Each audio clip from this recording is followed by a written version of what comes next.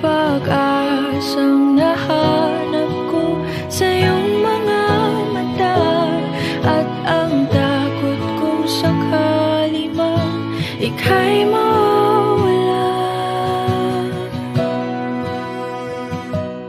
At ngayon, nandyan ka na, di mapaliwanag ang nadarama. Handa ako sa walang hanggan, di basahin, di kasama.